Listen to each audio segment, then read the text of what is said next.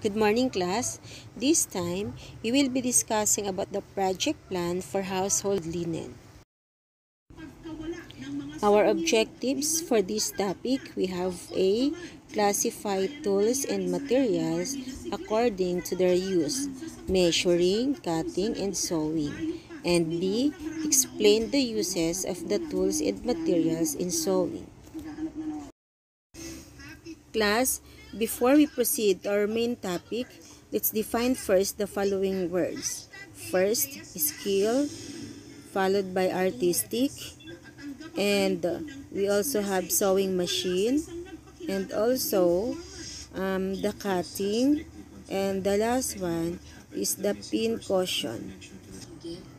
For a skill, it is a mastery in doing something as a technique or a trade. Artistic, having a disposition towards art. Sewing machine is a machine used to sew fabric and materials together with thread. Cutting, cut of clothing refers to the way the garment hangs on the body based on the shape of the fabric pieces used to construct it. Pincushion is usually filled with wool, sanddash, or hair filling. Its covering can be made of velvet, felt, or wool fabric. This permits the pin to slip in and out of the cushion.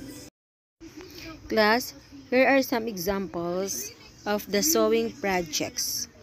Based on the pictures being shown, can you tell me what are they?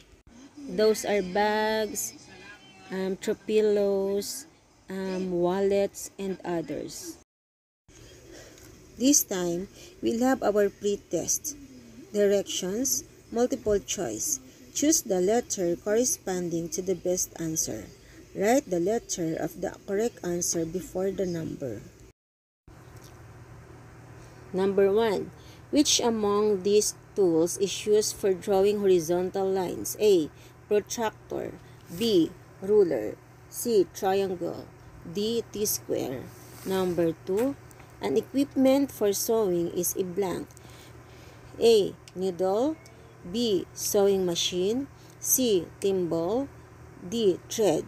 Number 3. A tool to transfer markings from pattern is to cloth is A. Pencil. B. Ruler. C. Thread. D. Tracing wheel. Number 4. It is used to cut the threads and to trim the edges of embroidered scallop. A. Needles. B. Threads. C. Scissors. And D. Tracing wheel. Number 5. This is used to protect the finger from needles, especially when working on quick and heavy fabrics where it is difficult to push needles in or out. A. Needle. B. Thimble. C. Thread. Or D. T-square.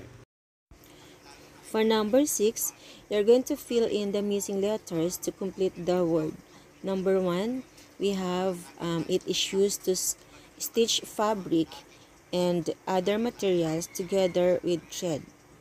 For number 7, we have it is a measuring tool for drawing long and straight lines on fabric to be cut. And for number 8, it is an ideal for cutting threads, paper, and other small articles. Number 9, used to temporarily hold up or hold together pieces of fabric until they are ready. Number 10, it is a primarily tool in sewing. For our looking back, direction. Which activity shows proper precautionary measures? Put a check if the statement is correct and put an X if it is not. Number 1, do not use teeth in cutting the thread.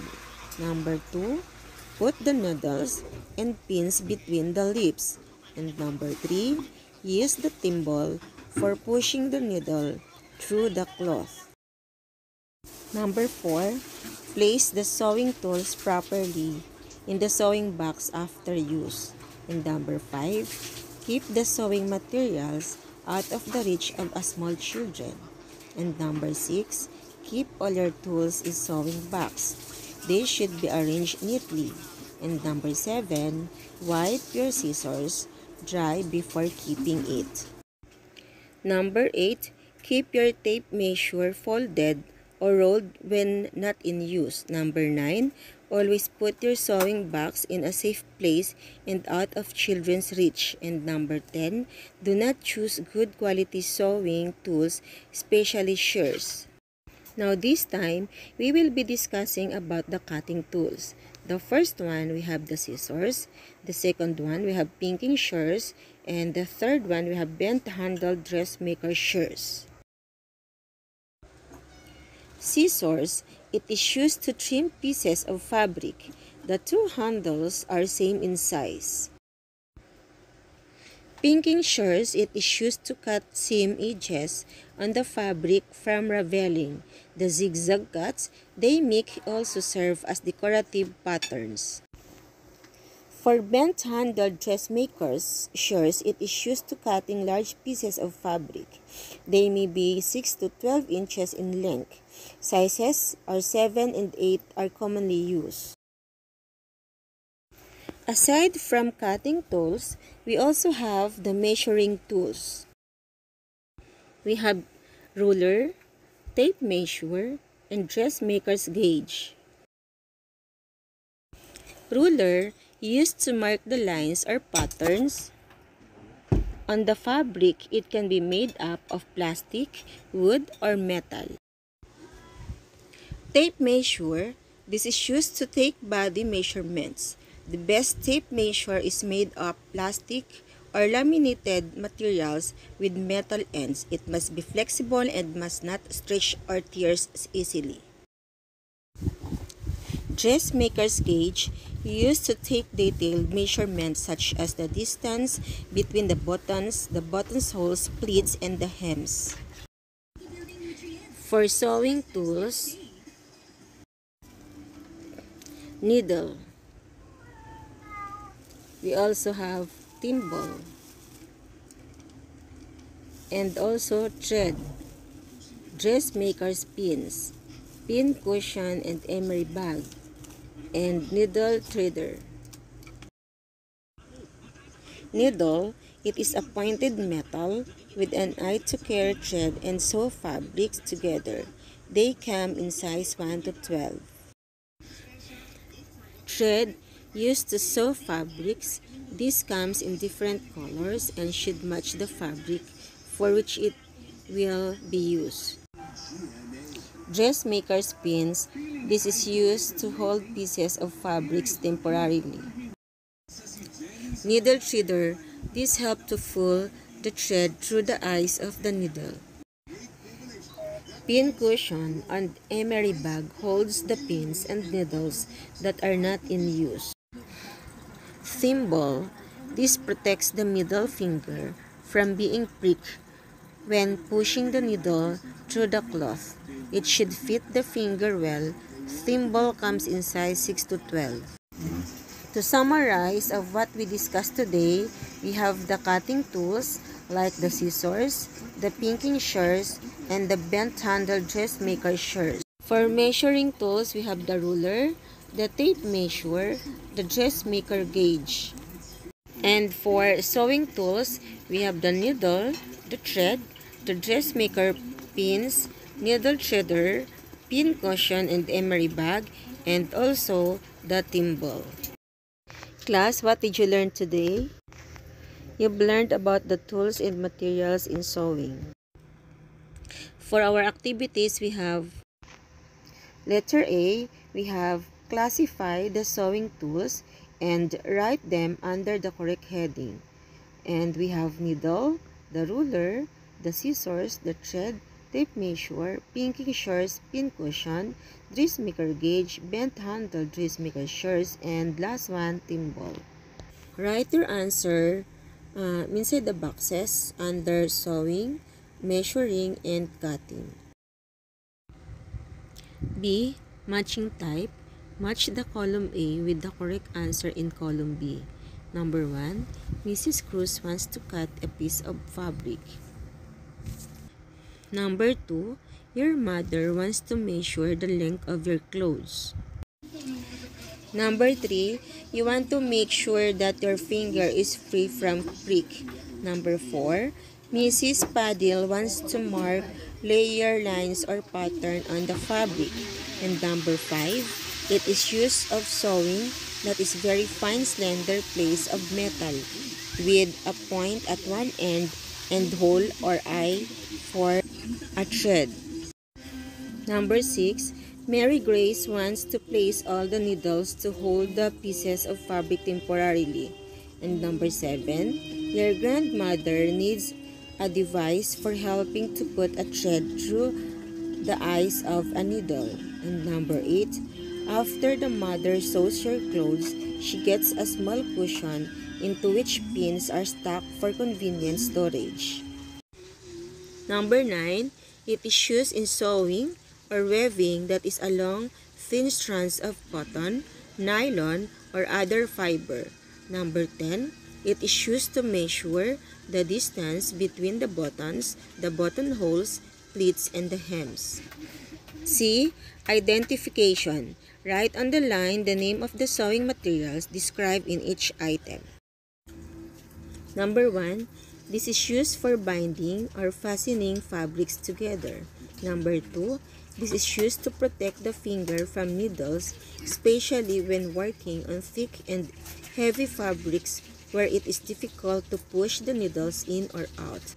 Number 3, these cutting tools has serrated cutting blades designed to make a zigzag pattern on the edge of the materials it cuts.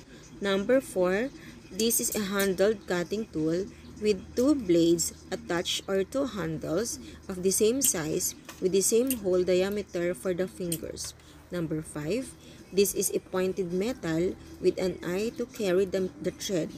Number 6, this is used to take body measurements. And number 7, this is used to mark lines or patterns on a fabric. Number 8, this is used to take the detailed measurements such as the distance between buttons, the buttonholes, pleats, and the hems. Number 9, it is used to hold the pins and needles that are not in use. And number 10, it is used to hold the pieces of fabric temporarily. Class, please remember that sewing is an enjoyable activity. It can develop positive work attitude that like creativity, patience, hard work, and perseverance. Sewing materials are classified as either large or small, and then further classified according to their uses. This time, we'll have our post-test. Multiple choice, choose the letter corresponding to the best answer. Write the letter of your answer on the space before each number. Number 1. This is used for binding or fastening fabrics together. A. Scissors. B. Tape measure. C. Thimble. D. Thread. Number 2. This is used to measure the person's dimension. A. Needle. B. Scissors. C. Tape measure. And D. Thread. Number 3. This cutting tool has serrated cutting blades designed to make zigzag pattern on the edge of the materials it cuts. A. Needle.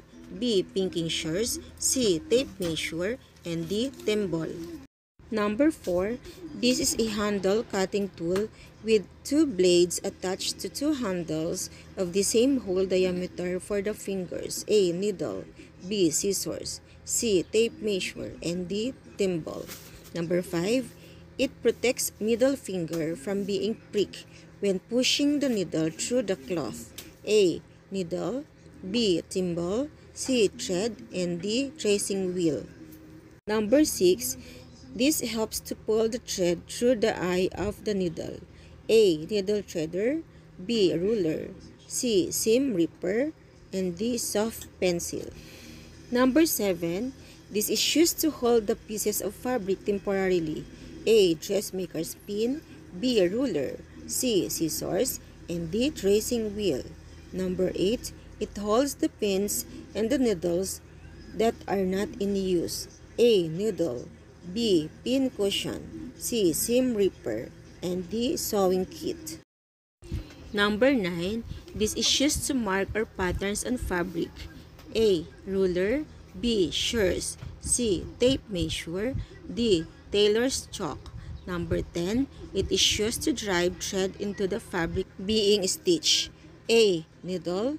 B. Ruler. C. Tape measure. D. thimble. Now class, after answering your post-test, I want you to answer some of the activities in your module. Class, this is the end of our discussion and I'll see you next time. Please be reminded to study your next lesson. Thank you.